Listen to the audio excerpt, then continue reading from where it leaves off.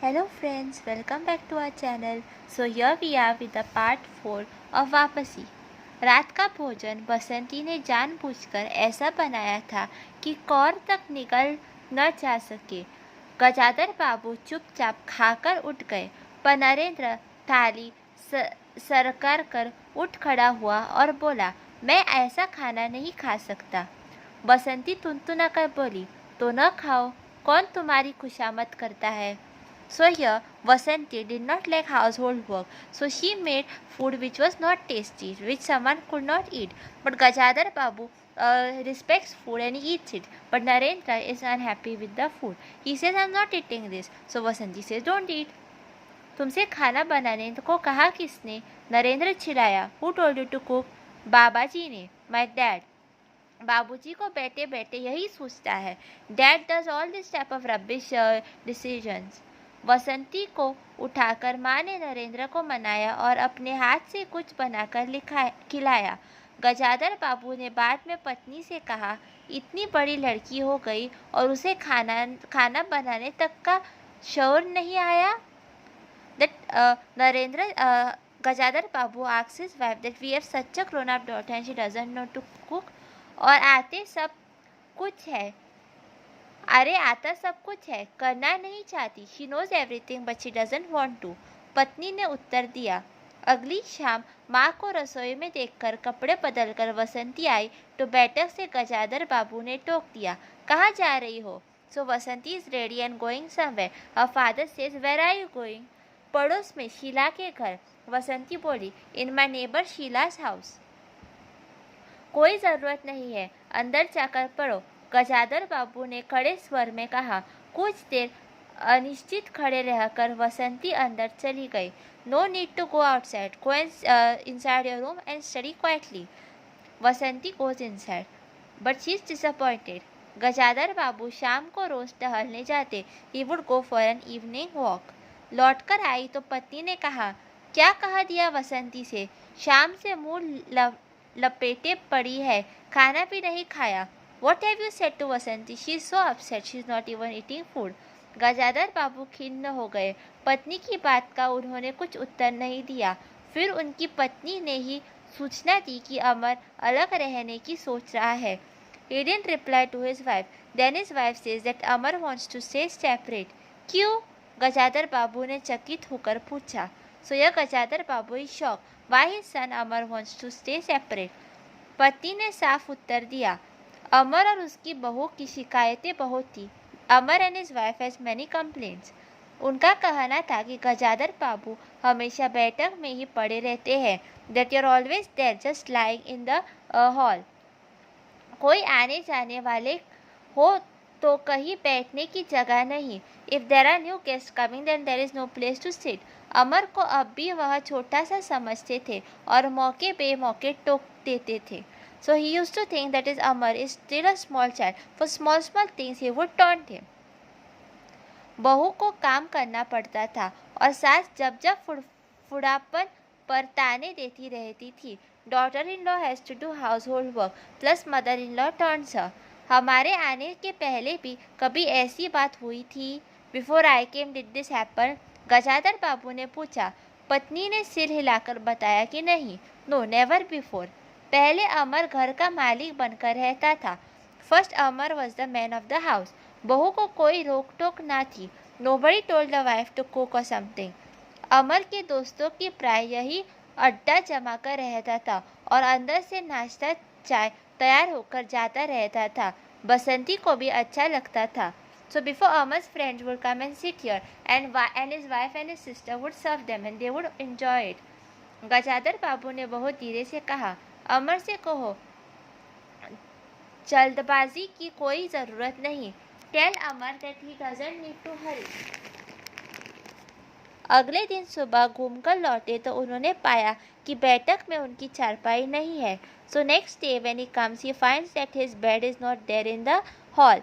अंदर आकर पूछने वाले ही थे कि उनकी दृष्टि रसोई के अंदर पत्नी पर पड़ी। He was suppose to come inside and inquire about it but then he sees his wife working in the kitchen.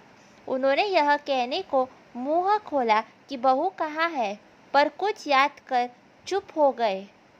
He wanted to ask where the daughter-in-law is, but then he remembered everything and kept quiet. पत्नी की कोठरी में झाँका तो आचार रजाइयों और canister के मध्य उनकी चारपाई लगी पाई. So now what they did, they made a space in the mother's room only for the father. So they kept all those घी के बर्तन, दाल चावल and all aside. Gajadhar Babu ने कोट उतारा और कहीं टांगने को दीवार पर नजर टहराई. So now he removes his coat and he's searching for a nail to hang it. फिर उसे मोड़कर अलगनी के कुछ कपड़े में खिसकाकर एक किनारे टांग दिया. Finally he hangs it somewhere. कुछ खाए बिना विदाउट ईटिंग एनीथिंग अपनी चारपाई पर लेट गए. He just lying on his bed. उन्हें लगा कि वे जिंदगी द्वारा ठगे गए हैं. उन्होंने जो कुछ चाहा उसमें से उन्हें एक बूंद भी न मिली. He feels that life has betrayed him. Whatever he wished for he never got. लेटे हुए वे घर के अंदर से आते विविध स्वरों को सुनते रहे. He would lie there and he would listen to different discussions taking place in his house. बहू और सास की छोटी सी झड़प, बाल्टी पर खुले नल की आवाज़, रसोई के बर्तनों की खटपट और उनमें दो गौरियों का वार्तालाप. So he is hearing all kinds of normal sounds like some sounds of utensils or water in the bucket. और अचानक ही उन्होंने निश्चय कर दिया कि अब घर की किसी बात में दखल न देंगे. Suddenly he decides that I will not interfere in any household matters. यदि गृहस्वामी के लिए पूरे घर में एक चारपाई की जगह यही है तो यही पड़े रहेंगे.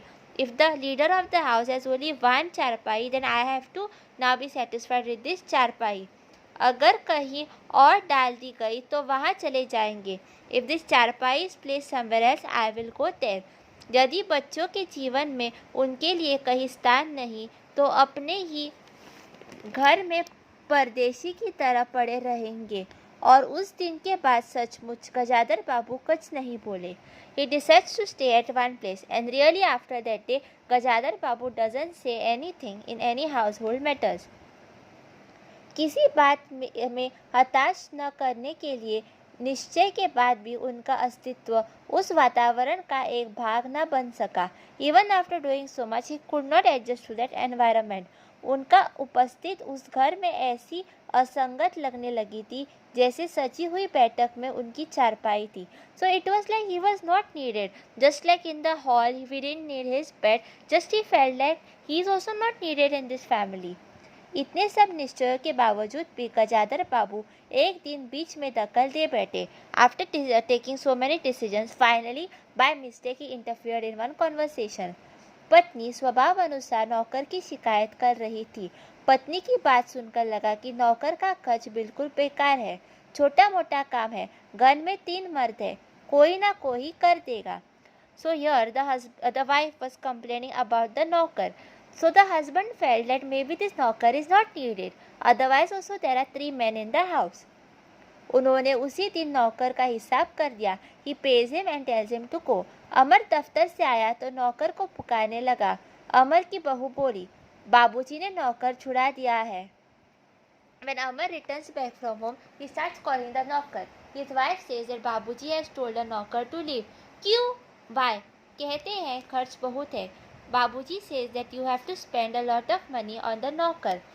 यह वार्तालाप बहुत सीधा सादा था. फिर जिस टोन में बहू बोली, गजाधर बाबू को खटक गया. So though this conversation is simple, but the tone in which the daughter-in-law spoke was a bit disturbing. उस दिन जी बारी होने के कारण गजाधर बाबू टहलने नहीं गए थे. तो ना गजाधर बाबू is little upset, so he doesn't go for his normal routine walk. बैठे बिठाए कुछ नहीं तो नौकर ही छुड़ा दिया. He could not do anything. He was just sitting in his place. Still he told the नौकर to go. अगर बाबूजी यह समझते हैं कि मैं साइकिल पर गेहूँ रख आटा पीसने जाऊंगा तो मुझसे नहीं होगा. हाँ अम्मा, पसंदी का स्वर था. मैं कॉलेज भी जाऊँ और लौटकर घर में झाड़ू भी लगाऊँ, यह मेरे बस का नहीं है. So now the children are complaining to their mother that simply dad told this knocker to go. We really needed the knocker. The son says that I can't go to this mill and get the wheat. And the daughter says that what should I do? You expect me to study the college syllabus also and come home and do झाड़ू पोछा also? I can't do this. This is too much for me. बूढ़े आदमी थे. He was an old man. अगर मनोमय चुपचाप पड़े रहे. हर चीज में दखल क्यों देते हैं? पत्नी ने व्यंग से कहा. और कुछ नहीं साजा तो तुम्हारी बहू को ही चौके में भेज दिया. वह गई तो 15 दिन का राशन 5 दिन में बनाकर रख दिया. Why are you? She tells her husband, why are you interfering everything? That day you told the wife to cook, and whatever material could be used for 15 days, she finished it so early. बहू कुछ कहे इससे पहले वे चौके में घुस गई. कुछ देर में अपनी कोठरी में आई और बिजली जलाई तो गजाधर बाबू को लेटे देख पड़ी सिटपुटाई. गजाधर बाबू की मुखमुद्रा से वे उनके भावों का अनुमान न लगा सकी. वे चुपचाप आंखें बंद किए लेटे रहे. So यह गजाधर बाबू was sleeping, but there is this expectation from our loved ones that just by looking at our expressions, they understand what we want to convey. But here we can see that the wife doesn't understand what her husband has to say. She doesn't know that her husband is feeling lonely. Gajadhar बाबू चिट्ठी हाथ में लिए अंदर आए और पत्नी को पुकारा. वे भीगे हाथ निकली और आंचल से पोंछते हुए पास खड़ी हो गई. सो यह Gajadhar Babu comes with a letter. Gajadhar Babu ने बिना किसी भूमिका के कहा, मुझे सेठ रामजीमल की चीनी मिल में नौकरी मिल गई है. सो he has got a job in a sugar mill. Please mark this. This can come for one line answer. खाली बैठे रहने से 4 पैसे घर में आ जाए वही अच्छा है. What will I do sitting idle? It's better I earn little money. उन्होंने तो पहले दिन ही कहा था. मैंने ही मना कर दिया था. He had said before only. I had only said no. फिर कुछ रुककर जैसे बुझी आग में एक चिंगारी चमक उठे. उन्होंने धीरे स्वर में कहा, मैंने सोचा था कि बरसों तुम सबसे अलग रहने के बाद अवकाश पाकर परिवार के साथ रहोगे. खैर परसों जाना है. तुम भी चलोगी? Now he is disappointed. So just like one sudden flame he says that I have worked hard so many years for the family. Now it was my wish that I stay with you all. But let it be. I have got work. Are you coming with me? मैं? पत्नी ने झटपट कहा. मैं चलूंगी तो यहाँ का क्या होगा? इतनी बड़ी गृहस्थी, फिर सयानी लड़की. If I go there, then who will take care of this household? We have an unmarried daughter also. बात बीच में काट गजाधर बाबू ने थके हताश स्वर में कहा. सुना गजाधर बाबू इज सुपर डिसअपॉइंटेड. ठीक है, तुम यही रहो. मैंने तो ऐसा ही कहा था. और गहरे मौन में डूब गए. Okay, I agree with you. I was just asking you like that only. He says this with disappointment and then he keeps quiet.